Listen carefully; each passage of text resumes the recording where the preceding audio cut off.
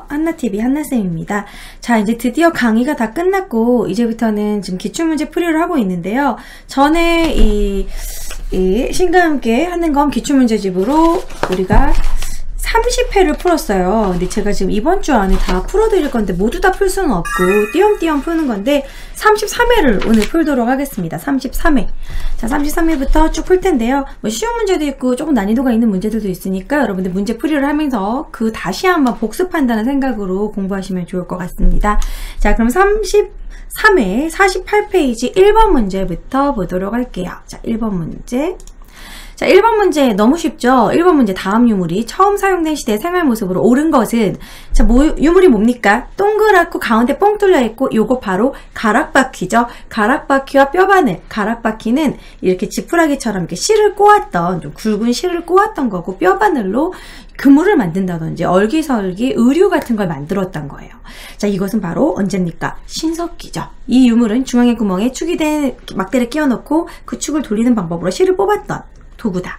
자, 그러면은 신석기잖아요. 신석기 시대 생활 모습으로 옳은 걸 고르면 되겠죠. 1. 거친 무늬 거울, 청동기죠. 2번, 동굴과 막집, 구석기죠. 비싼 무늬 톡에 식량을 저장하였다. 3번이 정답. 4번, 철제 농기구, 철기. 5번, 겉푸집 사용해서 청동기 제작했다. 청동기. 그래서 정답은 이렇게 이제 3번이 되는데 푸실 때 틀린 거는 옆에다가 무슨 시기 써가면서 그렇게 그 문제를 푸시면 실제로 시험장에서 푸실 때도 충분히 그 정도 시간은 되거든요. 적으면서 보기를 하면 절대 이제 실수로 틀리는 경우는 없지 않을까. 그런 생각이 듭니다. 자, 그럼 자, 다음 문제로 넘어가도록 할게요. 다음 문제는 이제 고구려, 옥저, 동해, 부여 뭐 이런 연맹왕국, 흔히 연맹왕국이라 하는 그 시기에 대해서 풀어보도록 하겠습니다. 2점짜리 문제네요. 2번 문제. 다음 절에 해당하는 나라에 대한 설명으로 옳은 것은 대군장이 없다. 읍금삼로 나오죠. 읍상.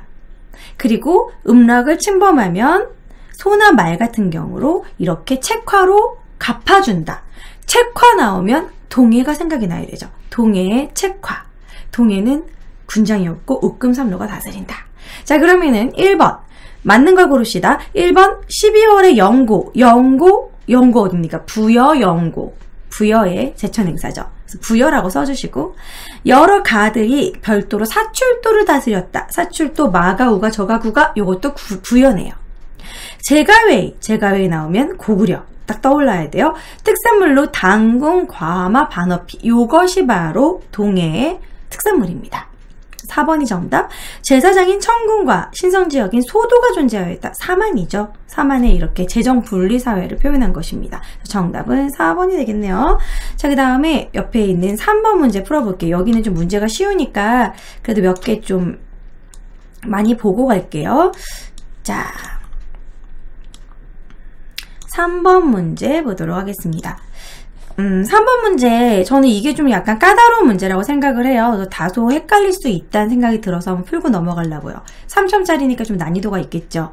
자, 어떤 왕인지 알아야 합니다. 일단 사비로 천도했다. 국호를 남부여로 바꿨다. 백제가 계속 당하지만 중흥기를 꿈꿨던 왕이 있어요. 바로 성왕이죠. 백제의 성왕이라고 써놓고 동진에서 마라난타로부터 불교를 다스렸다.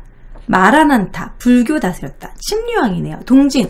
이게 동진이고 전진이 있는데 동진이 조금 아래쪽에 있었고 전진이 위쪽에 있었습니다. 전진으로부터 받아들인 거는 고구려고 동진으로부터 받아들인 건 백제가 돼요. 그래서 이제 뭐 저기 고구려는 전진으로부터 이렇게 받아들여가지고 이름이 틀리잖아요. 그쵸? 자, 그래서 순도로부터 여기는 마라난타 나오면은 동진 백제입니다. 그래서 침류왕이에요. 나는 침류왕. 자, 그 다음에 다는 평양성 공격하고 고구려 고국 원앙을 전사시킬 정도로 백제의 전성기입니다.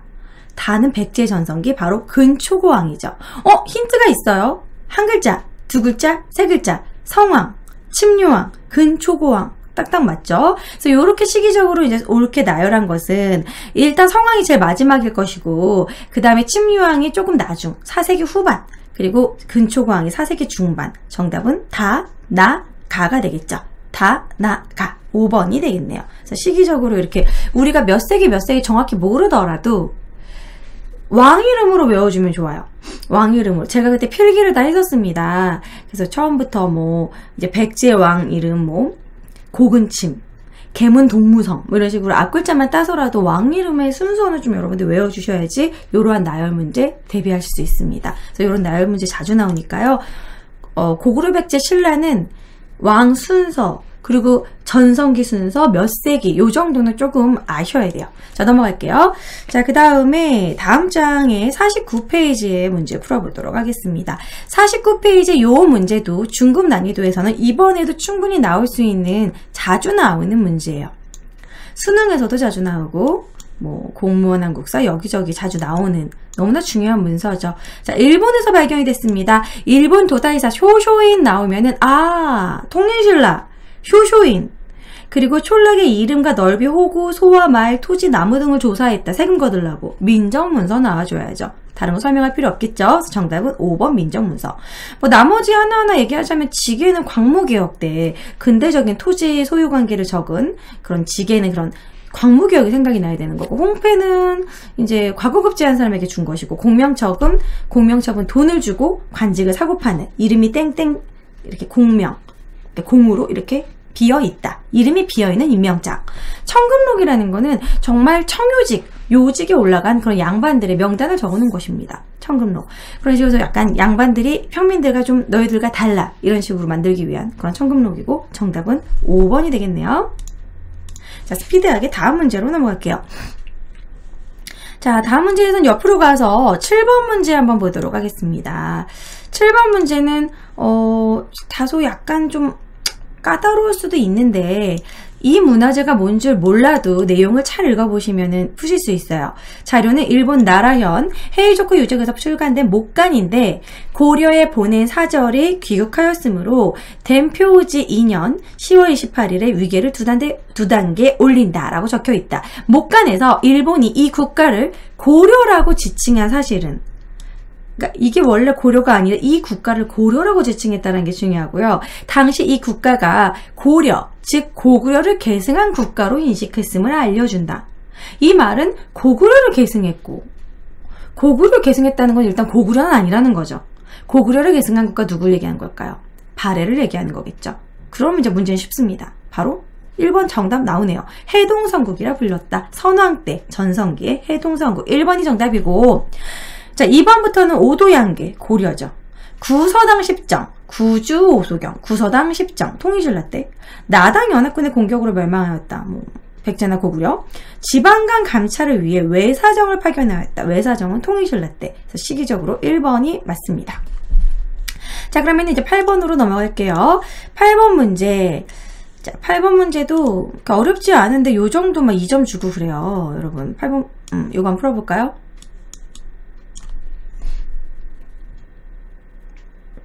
풍월도, 김유신, 진흥왕 때 국가적 조직으로 정비했다. 화랑도죠. 바로 화랑도 나와야 되고, 도방은 그런 무신정권의 사병집단, 중방은 무신집권기의 최고 권력기구, 별기구는 신식군대, 소고구는 양반과 천인들, 노비들까지 포함된 그러한 지방 군대를 얘기하는 거고, 조선시대 때. 정답은 4번 화랑도가 되겠네요. 아우, 쉽죠? 이 정도는 꼭 맞춰줘야 되는 문제입니다. 자, 넘어가서 10번 문제 보도록 할게요. 저는 이 10번 문제가 좋더라고요. 요즘 잘 만든 문제라고 생각이 들고, 다소 약간 까다로운 것 같지만 또 쉬워요. 어렵진 않습니다. 근데 이제 문제 자체를 좀 잘 만든 것 같다는 생각이 들어요. 자, 보시면은 답사보고서 우리 고장의 역사 어디일까? 신석기 시대의 발자취 땡땡 고산리, 제주 고산리. 삼별초 최후의 항전, 삼별초가 강화도, 진도, 제주도. 그쵸? 또 제주도겠죠? 일제강점기 군사기지가 알뜰의 비행장이라고 있었다. 잘 모르겠지만 어쨌든 제주도입니다. 4.3 사건, 제주 4.3 사건 유명하죠. 이승만이 이제 제주도에 막 빨갱이들이 막 들고 일어났다 해가지고 제주도 주민들까지 많이 죽음을 당했던 그게 또 제주도 4.3 사건. 그래서 정답은 제주도. 아픔을 많이 갖고 있었던. 정답은 다 제주도가 되겠네요. 요거는 다른 부분은 설명할 거 없을 것 같고 넘어갈게요. 자, 그 다음에 이쪽 페이지에서는 13번 보도록 하겠습니다. 13번에 가상뉴스. 자, 한능검 시험 문제에서 항상 많이 나오는 게 가상뉴스 아니면은 뭐 인터넷 검색 뭐 이런 거 꼭 나오는데요. 자, 다음 가상뉴스에서 소개하고 있는 책에 대한 설명으로 옳은 것은 이승유 나오면은 이승유 제왕운기가 생각이 나야 되죠. 제왕운기는 고조선에서 충렬왕 때까지, 그러니까 고조선을 다뤘다라는 게 중요하고요. 그리고 발해의 역사도 다루고 있다. 그러니까 이승유의 제왕운기 자체가 뭔가 좀 고구려 계승의식이 강한 그런 책이다라고 기억을 하시면 돼요. 자, 그럼 이것에 대한 책에 대한 설명으로 옳은 것은 일단 고조선이 있다라는 것 자체가 이제 당군에 대한 이야기를 썼겠죠. 자, 일단 기전체 형식으로 서술되었다. 기전체는 바로 김부식의 삼국사기고 당군에 관한 내용이 기록되어 있다. 2번이 정답입니다. 고조선 계승, 당군 신앙 뭐 이런 것들이 여기 이승유 이제 고려 때 제왕운기에 담아놨고, 그리고 남북국이라는 용어를 처음으로 사용한, 이건 좀 외워주시면 좋아요. 지문에 계속 나오거든요. 유득공의 발해고, 발해고, 딱 남북국 그러면 통일신라랑 발해. 그래서 그렇게 좀 기억하시면 좋을 것 같아요. 발해고. 그 다음에 유네스코 세계기록유산으로 등재되었다. 제왕운기는 유네스코 기록유산으로 등재되지 않았습니다. 그 다음에 5번 신라의 역사를 상대, 중대, 하대로 구분하였다. 요거는 이제 삼국사기 때 그렇게 나눴죠. 그래서 정답은 2번. 별로 어렵지 않은 문제였어요. 자, 넘어갑시다. 넘어가서 16번 문제 보도록 할게요. 16번 이제 육조직계제와 관련된 문제입니다. 자, 1점짜리 쉬운 문제예요. 자, 세조가 형조의 사형수에 관한 일을 제외하고 모든 업무는 육조에서 나한테 바로 보고해라. 의정부 무시하고 육조에서 바로 받아서 바로 명령을 내리겠다. 이것의 목표는 왕권 강화죠. 세조가 이제 단종 복위 운동을 누르고 수양대군이 왕이 된 거잖아요. 그러면서 왕권 강화를 필요로 했기 때문에 육조 직계제를 한 것이죠. 옳은 것은 몇 번일까요? 정답은 2번이 되겠죠. 왕권 강화 목적으로 했다. 1번 공인이 등장하는 계기가 되었다. 그건 대동법 실시. 쌍기의 건의, 그럼 바로 과거제도 생각나야 되고, 국정과 왕실 사무의 분리를 가져왔다. 요거는 국정과 왕실 사무는 분리해야 된다. 이것은 나중에 홍범 14조의 갑오개혁에 나온 내용이에요. 그래서 나중 얘기죠. 붕당 간의 대립을 배경으로 실시했다. 붕당의 대립 때문에 실시했다. 탕평책에 관한 내용이겠네요. 정답은 2번 되겠습니다. 자, 그 다음에 16번 풀고 17번도 한번 보도록 할게요. 17번 같은 문제는 1점짜리나 2점으로 나오는데, 민속놀이에 대한 문제, 뭐 정월대보름, 뭐 동지, 뭐 이런 식의 세시풍속에 대한 거, 요런 거 한 문제씩 나와요. 자, 오르락 내리락 놀이판 위에 펼쳐지는 벼슬살이, 그 높은 벼슬을, 놀이판을 가지고 벼슬놀이를 하는 게 있는데, 이 놀이는 무조건 승경도 놀이입니다. 뭐 도개관륜모 이렇게 해가지고 막 동물 이름으로 이렇게 유판이 있고 유판이 이렇게 마른 목골로 생겼다, 뭐 그러면 윷놀이겠지만, 이 놀이는 승경도 놀이에요. 뭐 더 이상 설명할 게 없어요. 차전놀이는 이렇게 막 지게 싸움처럼 하는 거고, 고누놀이도 이런 내용이 아니에요. 고누놀이 노다리 밟기도 이제 기와 밟는 것처럼 하는 건데, 정답은 4번 승경도 놀이입니다. 그래서 혹시라도 또 이제 우려먹는 식으로 또 나올 수도 있으니까 알아두시면 좋을 것 같고요. 자, 그 다음에 18번 문제 한번 보도록 할게요. 인터넷 검색 문제입니다.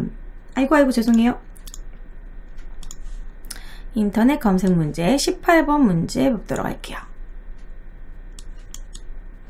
자, 18번 문제, 다음 검색창에 들어갈 책에 대한 설명으로 옳은 것은 국가행정을 체계화하고 유교사회 질서 확립, 세조 때 시작해서 성종 때 반포됨, 성종 때 만든 법전, 국가조직, 재정, 의례, 군사제도, 통치 전반에 대한 법령, 경국대전이네요.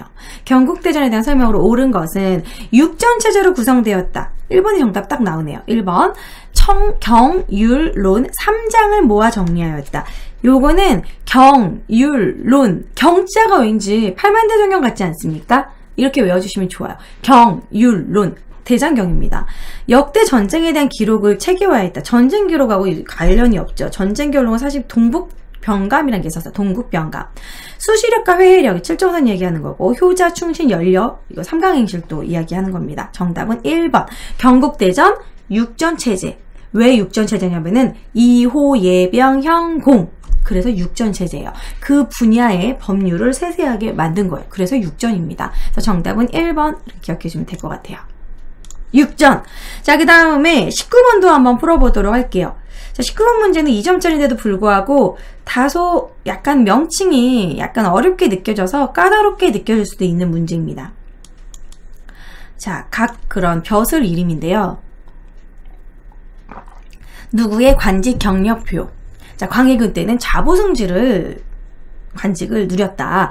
좌보승지, 도승지, 승지, 승정원. 그쵸? 승정원이라고 써주시고, 승정원의 역할은 왕의 비서 역할이죠. 자, 광해군 때는 강원도 관찰사 역할을 했다. 관찰사는 이제 각 도마다 이제 임명이 되는 거예요. 그 관찰사는 수령보다 조금 높은 단계라고 생각하시면 됩니다. 수령이 위의 단계, 8도에 임명되는 지방행정을 맡았겠죠. 자, 대사원, 사원은 사헌부의 대사원, 사헌부, 관리감찰이 되겠죠. 그 다음에 형조판서, 형조는 형벌과 관련된 일을 하겠죠. 2호 예병 형공의 2조판서, 호조판서, 형조판서는 이런 벌을 주거나 법률을 만드는 형벌에 관한 일, 그런 일을 하겠죠. 영의정은 의정부라고 생각하시면 됩니다. 의정부에는 영의정, 우의정, 좌의정, 3정승 합의제로 뭔가 국가의 가장 최고 업무를 그쪽에서 이제 의논을 하죠. 국정 전반의 모든 일을 하는 거. 그럼 옳지 않은 걸 골라봅시다. 자, 1번 승정원 왕명출납 맞죠? 그 다음에 관찰사 9년과 수령의 감독 맞습니다. 9년의 수령 감독 관찰사가. 그 다음에 사원은 관리감찰인데 재정의 출납과 회계를 맡았다고 써놨네요. 3번이 정답이겠네요. 그리고 형벌에 관한 일, 형조판사 맞고 국정전반총괄 맞습니다. 영의정.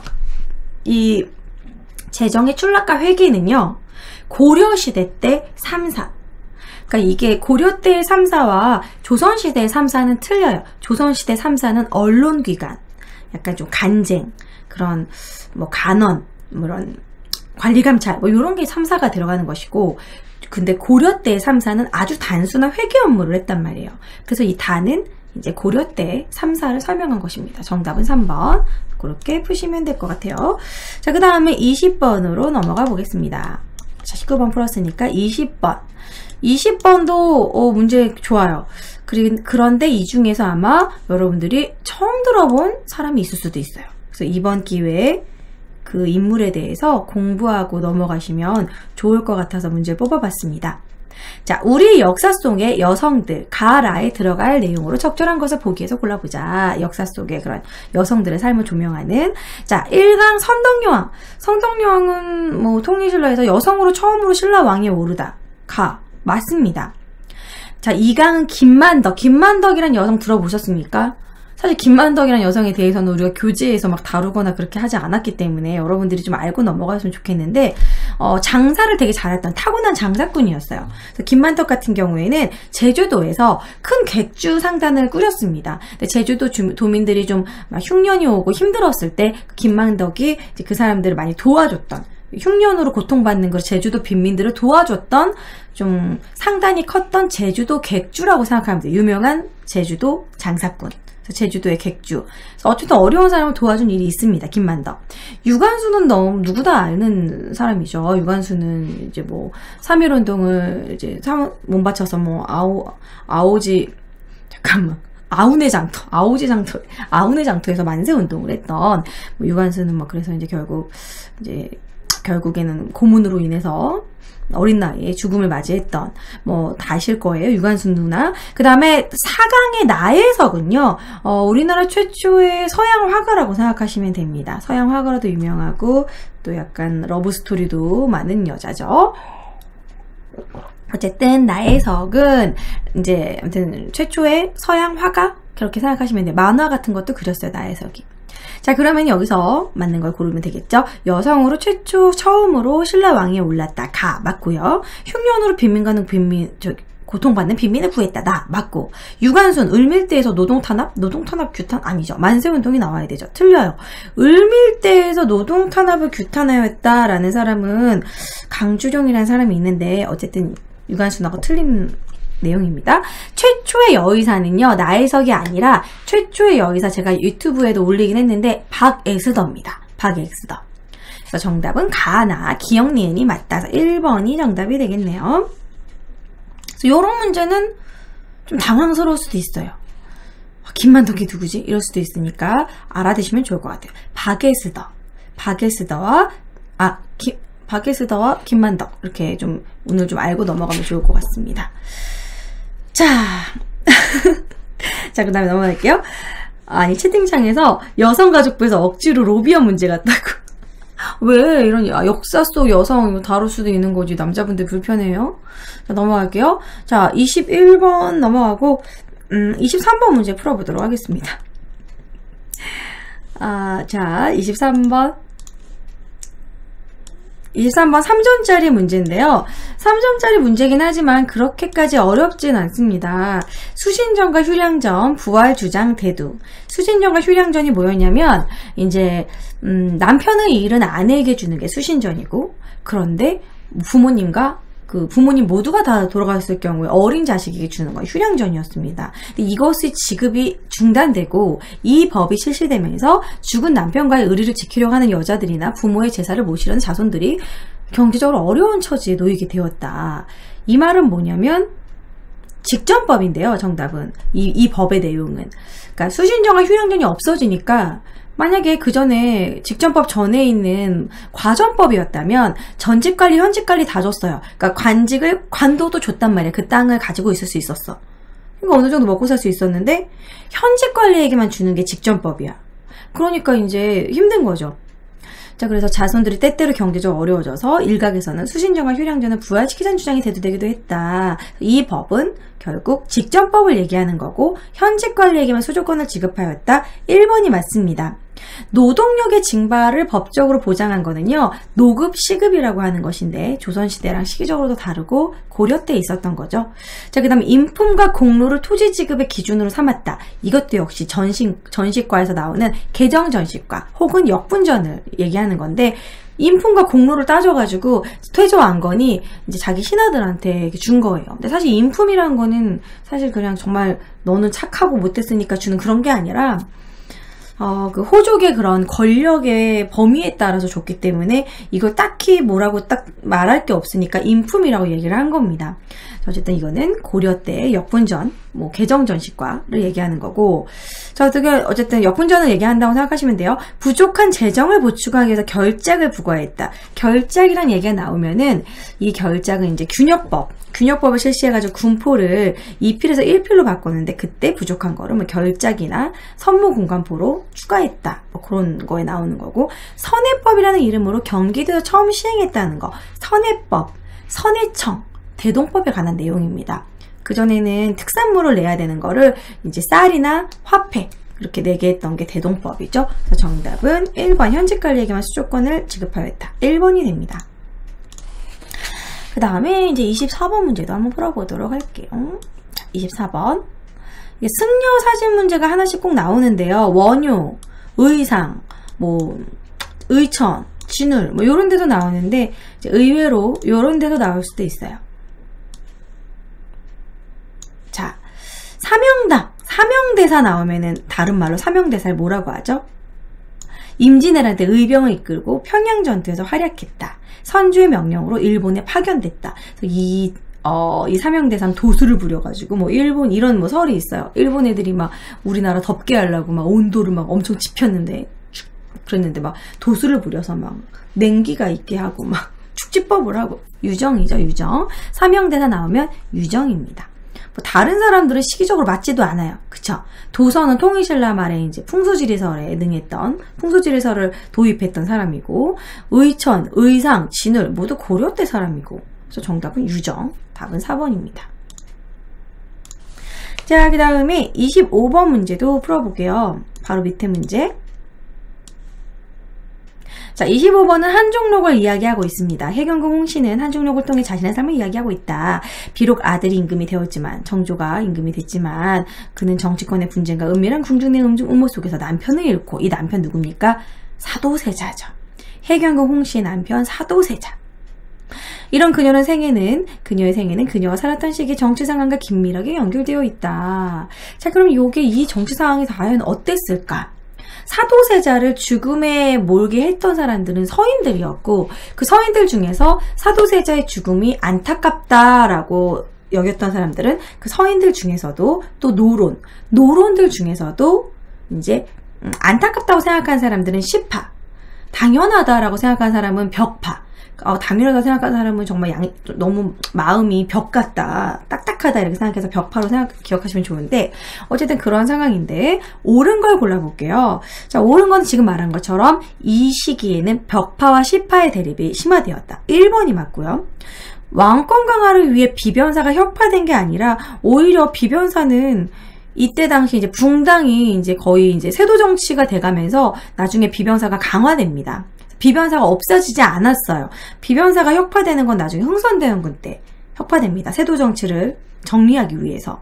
2번도 틀리고, 자의 대비 복상 기간을 둘러싼 예속 논쟁. 예속 논쟁은 이제 현종 때 일어난 이것이죠. 효종이 죽고 나서 현종 때 일어난 거니까 시기가적으로 틀리고, 조의제문 때 모사와 연산군 때고, 이주전랑 임명 문제 때문에 처음으로 붕당이 동인과 사인으로 나눠지게 됐다. 선조 때 선조의 문치주의로 인해 가지고 이렇게 처음으로 붕당이 나눠지게 된 거. 정답은 1번입니다. 사도세자의 그런 그 상황을 안타깝게 생각하는 사람과 당연하다고 생각하는 사람을 벽파, 시파로. 안타깝다. 좀 욕이지만 시파 안타깝다. 이렇게 외우시고, 벽파는 정말 그렇게 불쌍하게 죽었는데도 불구하고 감정이 없어. 벽이니까. 이런 식으로 벽파. 이렇게 좀 외워주시면은 헷갈리지 않으실 거예요. 자, 그 다음에 27번으로 넘어가도록 하겠습니다.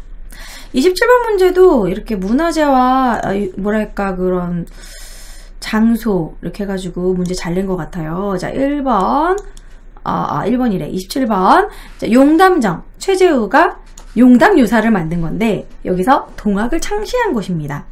최재우 나오면 동학이죠. 자, 절투산 순교지 나옵니다. 병인박해로 천주교 신자들이 많이 처형되고 김대건 신부도 여기서 돌아가셨죠. 자, 그러면은 가는 동학, 나는 천주교겠죠? 자, 증광단 결성을 주도하였다. 증광단은 여러분 누가 만든 거냐면 대종교에서 증광단 결성을 주도했습니다. 대종교예요. 그래서 가는 틀리죠. 그러니까 대종교는 당군신앙 쪽입니다.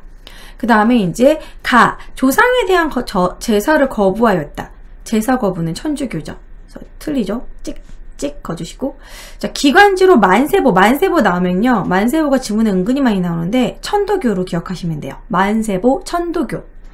그 다음에 교리를 정리한 동경대전을 경전으로 삼았다. 나가 아니라 가여야죠. 이게 동학이니까. 딱 여기다 문제 풀 때 동학, 천주교 딱 써놓고 푸시면 돼요. 그래서 문제 정답은 5번이네요. 사교라는 이유로 정부 탄압을 둘 다 받았죠. 그래서 정답은 5번이 되겠네요. 쉬운 문제 1번이었습니다. 자, 그 다음에 28번 문제 한번 풀어볼게요.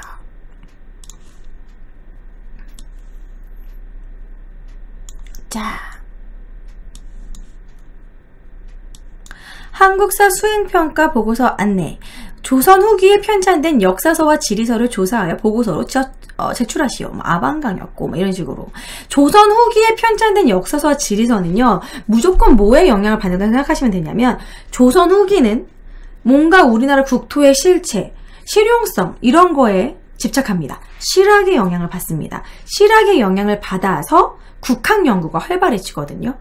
그런 식으로 그때 당시에 이제 그런 지리서와 역사서를 보시면 되는데요. 이때 당시에 유득고의 발해고가 나왔고, 유득궁의 발해고 기억 맞습니다. 기자실기, 기자조선, 막 중국, 우리 기자라는 얘기가 나오면 소중한 사상, 우리는 작은 중국이다라는 그런 생각에 약간 사림들이 막 중국을 엄청 빨아대는 그런 느낌이에요. 그래서 사림의 역사의식 반영. 요거 기자실기는 조선 중기입니다. 그래서 이게 조선 후기가 아니에요. 그래서 기자실기 찍 거놓고, 연려실기술, 기사 본말체로 조선의 역사를 기록했다. 연려신기술 같은 경우에는 이게 정답입니다. 연려신기술은 좀 이렇게 이런 야사 같은 경우도 이렇게 좀 이렇게 많이 모아가지고 설화나 야사 같은 것도 많이 모았던 조선 후기에 만들었던 조선의 역사 기록이에요. 그전에는 정사 중심이었다면 약간 연려신기술은 그 주변의 이야기들, 야사 같은 것도 모아놓은 거거든요. 그래서 어쨌든 요것도 조선 후기가 시기적으로 맞습니다. 신증 동국 여제승남은요, 조선 전기에 만들어졌던 지리서예요. 그래서 이제 9년의 연역, 산천, 인물도 이런 걸 백과사전식으로 나열식으로 만들었던 거 조선 전기입니다. 그래서 정답은 그래서 발해고와 연려신기술, 기역, 디귿 2번이 됩니다. 그래서 요것도 약간 좀 책 이름이 까다로워서 어렵게 느낄 수 있는데, 여기서 우리 여러분들이 발해고와 연려신기술을 알고 넘어가셔야겠죠. 이 문제를 통해서. 자, 그 다음에 스피드하게 31번 문제로 갈게요. 자, 31번 문제. 요것도 3점짜리인 이유가 약간 사람 이름으로 약간의 말장난이 들어가 있어요. 서양의 통상 요구를 어떻게 선택? 조선의 선택은 찬성과 반대. 통상 요구 찬성이면 개화파겠네요. 개화파, 박규수, 개화파라고 써주시고, 그 다음에 반대, 이항로, 위정척사파가 되겠죠. 자, 그러면은 옳은 것은 북하기를 저술하였다. 생뚱맞은 북하기, 이거 실학인데, 그쵸? 북하기는 박제가. 박규수, 박제가 아니죠. 자, 그리고 갑신정변이 참여하였다. 박규수라서 왠지 갑신정변 참여했을 것 같지만 아닙니다. 박영유, 김옥균, 그리고 홍영식, 서광범이 참여했어요. 사실 홍영식, 서광범까지 못 외우더라도 박영유, 김옥균이 대표적인 인물이거든요. 박규수는 갑신정변에 참여한 인물이 아니에요. 약간 온건계화파 쪽이라 생각하시면 됩니다. 그래서 어쨌든 2번도 틀려요. 자, 그 다음에 3번. 척화주전론을 내세웠다. 위정척사파가 척화주전론도 맞아요. 심지어는 배척하고 서양과 싸우자. 그래서 여기서 이제 이런 위정척사파에서 의병들이 나오는 거예요. 의병장들이 나오기도 하고, 유생의병장. 그래서 3번이 맞습니다. 그 다음에 나에서 삼정이정청 설치를 주장하였다. 삼정이정청 설치는 오히려 나중에 박규수가 주장했던 겁니다. 그런 삼정의 문란을 해결하는 부분에서. 그래서 어쨌든 나도 틀리고, 그 다음에 가와 나는 항일의병장으로 활약하였다. 항일의병장으로 활약한 건 나만 해당되죠. 위정척사파만. 가는 아니죠. 그래서 정답은 3번이 됩니다. 31번에 3번. 그 다음에 32번도 한번 풀어보도록 할게요. 밑에 문제. 32번은 바로 화폐정리 사업에 대한 내용입니다. 자, 화폐정리 사업. 밑줄 그은 이 조치에 대한 탐구활동으로 가장 적절한 것은 1905년 이 조치에 따라 상평통보 100동화를 일본의 제1은행에서 발행한 일본 화폐로 바꾸게 됐습니다. 그래서 이를 통해 일본은 대한제국의 금융과 재정을 장악해갖고 우리나라에 이제 물가가 오르거나 그런 문제가 생겼죠. 그러니까 우리나라의 화폐를 장악해버림으로써 경제적으로 장악하려고 하는 시도였죠. 자, 그때 비슷한 이 조치에 관한 탐구활동으로 가장 적절한 것은 1번 보안회 설립의 목적을 파악한다. 보안회가 생긴 이유는 일본의 황무지 개청 요거를 반대했던 거예요. 관련 없습니다. 이게 화폐정리 사업이죠. 화폐정리 사업. 메카타 이런 게 나오겠죠. 재정공은 메카타의 활동. 이게 정답이겠네요. 2번. 밀렌도르프의 내정관석 결과 밀렌도르프는요. 언제냐면 이모군란 이후에 우리나라에 왔던 그 러시아 고문이에요. 그래서 이모군란 이후니까 이 시기랑 다릅니다. 이모군란은 1800년대죠. 1882. 그 다음에 동양척식 주식회사의 주요 업무. 동양척식 주식회사는 나중에 이제 일제강점기 1910년부터 이제 토지조사 사업을 실시하면서 동양척식 주식회사가 우리나라 토지에 관한 이 업무를 하거든요. 시기적으로 틀리고 관련 없습니다. 5번 독립협회 이권수호 운동 과정. 독립협회는 이제 아관파천 이후에 이권수호 운동이 있었기 때문에 시기적으로 맞지 않습니다. 그래서 러시아 이권 침탈과 관련된 거 시기적으로 틀리다. 그래서 정답은 32번의 메가타. 이 화폐정리 사업 나오면 메가타가 딱 기억이 나셔야 돼요. 자, 그 다음에 자, 36번으로 넘어가 볼게요. 자, 36번은 바로 일제 통치 방법 3단계로 나눈 제가 필기한 게 있었잖아요. 무단 통치, 문화 통치, 민족 말살 통치 3개로 나눴었죠. 1910년부터 3.1운동 1919년까지 무단 통치라고 그래가지고 헌병 경찰이 칼을 차고 통치를 하고요. 태형이 부활이 돼가지고 바로 직결 심판이 가능했어요. 바로 때려. 독립운동 하다 걸리면 바로 때려. 바로 연행. 그래서 무단 통치는 강압적인 통치였고 3.1운동 때 우리가 이제 뭔가 이렇게 표출하는 응집력을 보여주니까 이제 안 되겠다. 이간질해야겠다. 좀 풀어주는 것처럼 하면서 친일파를 양성하는 문화 통치가 되는 거고 마지막에 민족 말살 통치가 되는 건데 여기서는 이제 태형이 나와요. 그리고 수용자를 형판 위에 두드리게 하고 양팔을 좌우로 해서 어쨌든 볼기를 친다. 태형 나오면은 이 법령이 시행된 시기는 무단 통치 1910년부터 1919년입니다. 적절한 거를 골라볼게요. 1번 한국신민서사를 암송하는 학생. 한국신민서사를 외우게 하고 우리 민족성을 없애게 했던 게 민족마살통치 3기. 간단하게 3기라고 썼어요. 민족마살통치 3기. 그리고 조선인의 집회를 단속하는 헌병경찰 나오니까 이게 정답이겠네요. 헌병경찰 통치, 무단 통치. 그래서 2번이 맞습니다. 농촌진흥운동을 홍보하는 총독부 관리. 농촌진흥운동 막 이런 식으로 하면서 막 문화적으로 우리를 풀어줬다라고 하는 이게 문화통치식입니다. 치안유지법 위반으로 구속된 독립운동가. 치안유지법 이것도 문화통치. 국민징용령에 따라 탄광으로 강제동원. 요거는 민족마살통치 3기. 1931년 막 중일전쟁. 1936년. 1930년대부터 1945년까지 이제 일본이 막 태평양 전쟁 가담하고 그랬을 때 우리나라 막 공출, 뭐 국가 총동원령 뭐 그럴 때가 이제 5번. 이제 마지막 3기가 되겠죠. 정답은 2번이 정답이 됩니다. 제가 필기해드렸던 거 꼭 완벽하게 공부하셔야 돼요. 그 부분은 시험에 꼭 한 문제씩 나옵니다. 그 다음에 옆에 38번 문제 한번 풀어보도록 할게요. 38번 동학농민운동은 자주 나오죠, 시험에. 반드시 나온다고 생각하시면 됩니다. 동학농민운동. 자, 동학농민운동에 관한 내용인데요. 체포되어 조사를 받는 정봉준, 뭐 고부에서 무슨 사연으로 민중을 모아 봉기했느냐, 조병갑 수탈 때문이었다. 뭐 이러다 뭐 어쩌저쩌저 해서 마지막에 전주 화약을 하고서 이제 더 이상 봉기하지 않기로 했는데 왜 다시 재봉기를 하게 됐느냐? 왜 그랬을까요? 이때 그 전에 맺었던 텐진 조약 때문에 청나라 일본이 양국 군대가 둘 다 들어옵니다. 텐진 조약 내용은 우리나라의 군대를 파병하면 서로 알려주자. 같이 철수하고 같이 들어오자라고 약속을 한 거잖아요. 일본하고 청나라랑. 그래서 이제 청나라랑 일본이 우리나라 그 동학농민운동이 막 일어나니까 걔네들을 진압하려고 둘 다 들어와서 군대가. 그래서 청은 철수를 했는데 일본은 경복궁을 포위하고 철수하지 않는 거야. 그것 때문에 바암 봉건에 이어서 바암 외세, 일본에 대항해가지고 또 동학농민군들이 일어난 거죠. 일본군 때문에. 그렇지만 우금치 전투에 잔인하게 이제 당하게 되고 우금치 전투 때 패배하고 이제 정봉준이 끌려가고 이제 끝나게 되는 건데 어쨌든 가는 뭐 일본 때문이라는 걸 고르면 되겠죠? 여기 일본군이 경복궁을 공격하고 임금을 위협했기 때문이다. 5번이겠죠. 나머지는 러시아 전령도 조차 요구 이거는 그전에 아관파천 이후 이 시기가 아니고 검은도 불법 정령도 이 내용이 아니고요. 프랑스 병인박해 구실도 아니고 이건 병인 양요, 병인박해 그리고 청이 흥선대원군을 텐진으로 압송해 갔기 때문이다. 이건 이모군란 때 내용이죠. 정답은 5번이 되겠네요. 자, 그 다음에 40번 문제 보도록 할게요. 자, 40번 문제는 이제 사진자료와 시기적으로 이제 연표 문제인데요. 자, 보십시다. 자, 40번 문제 보시면 이 사진은 금속류, 회수령에 따른 공출 나오죠. 공출 동그라미. 굴이나 철을 남기는 건 부끄러움을 남기는 거다. 전쟁 시기에요. 결전 아래 금속류 공출을 앞장서서 실행하자.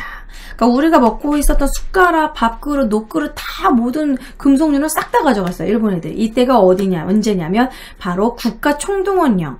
이제 일본이 중일전쟁에 가담하고 태평양 전쟁을 일으켰던 1936년식입니다.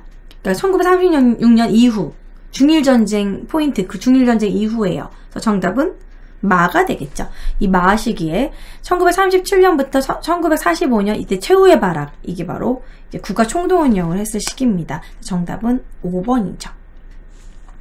그렇게 아주 후기라고 생각하시면 돼요. 광복 직후까지. 자, 그 다음 문제 42번 문제 보도록 할게요. 이 어린이날과 관련된 문제들이 은근히 많이 나옵니다. 이제 방정환, 소파 방정환과 관련된 문제가 나올 수 있는데 뭐 어린이날 나오면은 방정환 딱 생각이 나면 돼요. 이제 어린이날을 위한 포스터다.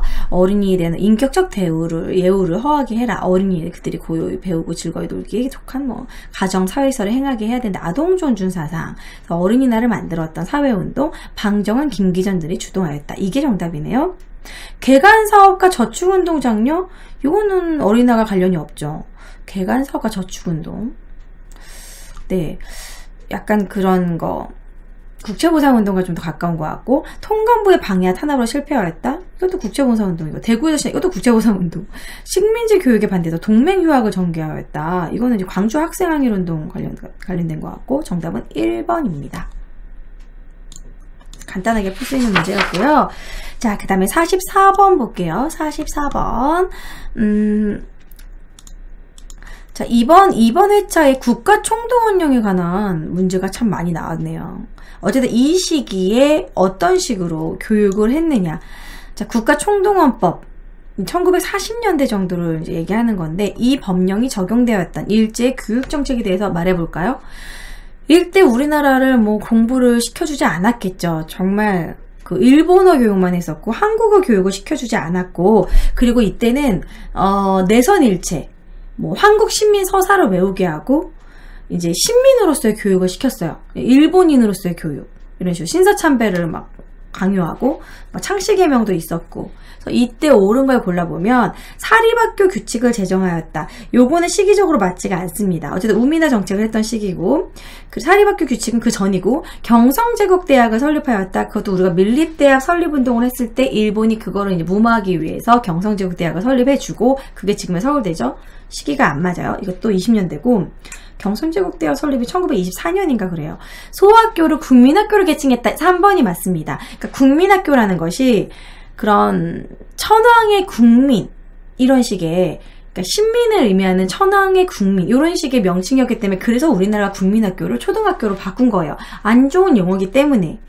그래서 소학교를 국민학교 개칭하였다. 요게 3번 위식입니다. 조선어 필수 과목으로 채택하지 않았어요. 일본어. 조선어 필수 과목 채택 폐지됐습니다. 이 시기에. 보통학교의 수업 연한을 4년으로 정하였다. 이것도 1910년대예요. 그래서 정답은 다른 것들이 몇 년도인지 좀 헷갈릴 수 있지만, 국가 총동원법에 의해서 1940년대에 일본이 어떤 식으로 교육을 했는지 부분에서는 완전 한국의 신민을 만들기 위해서 그래서 국민학교라는 명칭을 썼다. 요거 좀 기억해 주시면 쉽게 풀 수 있는 문제입니다. 3번. 자, 그 다음에 46번 풀어보도록 할게요. 46번. 자, 1점짜리 문제긴 한데요. 46번. 다음 자료에 해당하는 인물의 활동으로 옳은 것은? 나는 이거 다소 약간 어려울 수도 있다고 생각하는데 1점짜리네. 파리강화회의에 파견됐다. 대한민국 임시정부의 부주석이다. 좌우합작위원회에 우익대표로 참여했다. 이 사람은 모두 해당되는 건 김규식입니다. 김규식은 나중에 김구 선생님과 함께 남북협상에 가담하기도 했고, 좌우합작위원회에 여운형과 김부식이 참여했고, 파리 강화회의에도 김규식이 영어를 잘했어요. 그래서 이제 이런 프랑스어도 잘했고, 그래서 이런 외교 그런 업무를 많이 능한 사람이었는데, 파리 강화회의에도 그 대한민국 임시정부 임정활동으로 갔었고, 대한민국 임시정부의 부주석으로 활동한 것도 김규식입니다. 그럼 김규식에 대한 활동으로 옳은 것은? 자유당을 창당하였다. 자유당 쪽은 이승만이죠. 남북협상에 참여하였다. 이게 맞습니다. 2번이 정답이에요. 한인애국당 조직은 김구. 조선의용군을 창설하였다. 조선의용대에서 화북지방에서 이제 나온 게 조선의용군인데, 김규식은 그쪽 약간 의병 라인이 아닙니다. 밀리대학 설립운동 추진하였다. 이것도 아니고요. 연도도 이것도 김규식이 했던 게 아니기 때문에 정답은 남북협상 참여가 정답이 되겠네요. 그 다음에 옆에 칸 자, 거의 다 문제가 풀렸어요. 49번 보도록 하겠습니다. 자, 현대사로 넘어가서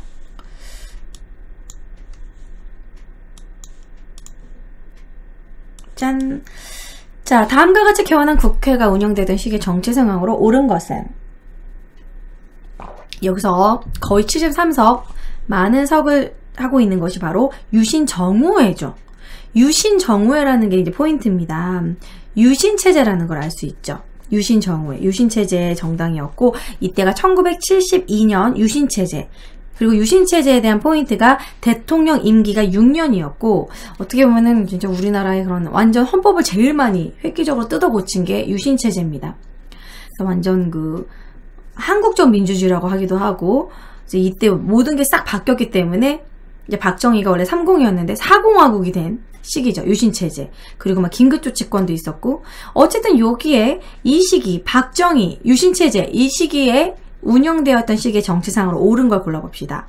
자, 삼선 개헌안이 통과되었다. 삼선 개헌안은요, 이거는 이승만이 이제 그런 삼선을 하려고 만든 거잖아요. 1969년. 시기가 틀리고, 4.13 호원 조치는 이승만이죠. 이승만이 우리 6.25항쟁에 유월항쟁이 일어나게 된 원인이죠. 유월항쟁 전에 호원 조치, 헌법 안 바꾸겠다, 대통령 간선제 유지하겠다 이래가지고 그것 때문에 막 호원 철폐하게 된 건데, 박정희가 아니라 전두환 때죠. 그래서 2번은 전두환. 대통령의 긴급조치권이 발동되었다. 3번이 맞습니다. 이 긴급조치 뭐 1에서 9호 이런 게 있었는데, 뭐 5명 이상이 모여가지고 정치적인 험담을 하면 바로 연행 가능, 뭐 이런 게 긴급조치권이에요. 그러니까 대통령이 자기 입맛에 맞춰서 대통령의 긴급조치권 딱 발동되면 그냥 마음대로 할 수 있는 그런 권력이었던 거예요. 자, 지방자치제가 전면적으로 실시되었던 김영삼 때죠. 그리고 반민족행위 특별조사위원회, 이거 이승만 때고. 그래서 정답은 박정희 때를 고르면 3번입니다. 이거는 막 헌법의 그런 개헌을 모르더라도 유신체제라는 걸 알고 푸시면은 풀 수 있는 그렇게 많이 어려운 문제는 아니었어요. 자, 그 다음에 마지막 50번 문제 보도록 하겠습니다. 자, 다음 경축서를 발표한 정부식의 통일 노력으로 옳은 것은 IMF 위기 상황 아래 대통령이 취임하면서 저는 우리 국민이 저력에 대한 확신이 있었기에 1년 반 만에 외환위기를 이겨내겠다고 약속할 수 있었고, 또 이 약속을 지킬 수 있었습니다. 대북 정책에 있어서도 안보를 바탕으로 한 포용 정책을 일관되게 추진해서 한반도의 전쟁 위기를 감소시키겠다 약속을 지켜가고 있습니다. IMF 위기 상황에 대통령이 됐다. 김대중이네요. 그리고 이런 대북 정책의 포용 정책, 햇볕 정책, 김대중이네요. 김대중 때 통일 노력으로 이제 고르면 되겠죠. 남북 기본 합의서를 채택하였다. 이거 좀 헷갈릴 수 있지만 남북 기본 합의서는 노태우 대통령 때입니다. 남북 조절위원회는요, 7.4 공동성명 이후에 조절위원회 나오면 박정희. 민족 공동체 통일 방안을 발표하였다. 이건 김영삼 때. 최초로 남북회담. 4번이 정답입니다. 최초 남북 정상회담을 성공시켰기 때문에 노벨 평화상을 타게 된 거죠. 김대중 대통령이. 처음으로 이산가족 고향 방문. 이거는 전두환 때 처음 일어났었어요. 그때 방송사랑 같이 해가지고 프로그램으로 해가지고 전두환 때. 정답은 4번입니다. 최초로 남북 정상회담 개최 4번. 그래서 이렇게 50번까지 중요한 문제만 뽑아서 네, 풀어봤습니다. 중급 난이도는 대충 어떻구나 여러분들 좀 감이 잡히실 것 같아요. 그래서 이번 주는 기출문제 풀이로 계속 해드릴 거고, 여러분들도 이제 계속 기출문제집을 사셔서 개인적으로 기출문제집 구매하셔가지고 계속해서 문제를 풀어보시고, 틀린 문제 부분, 그러니까 이제는 마지막 점검 단계잖아요. 내가 자꾸 틀리는 부분, 어려워하는 부분을 체크한 다음에 그 부분을 개념 정리를 다시 하는 거예요. 내가 문제를 풀었을 때 정말 자신 있고 어렵지 않은 부분은 남겨두고 문제를 풀고 틀린 거를 다시 한번 재복습하는, 이번 주에 그렇게 알차게 시간 분배를 하시면은 충분히 이번 주 2월 3일 시험 잘 보실 수 있을 거라 생각이 듭니다. 화이팅 하시기 바랍니다. 안녕.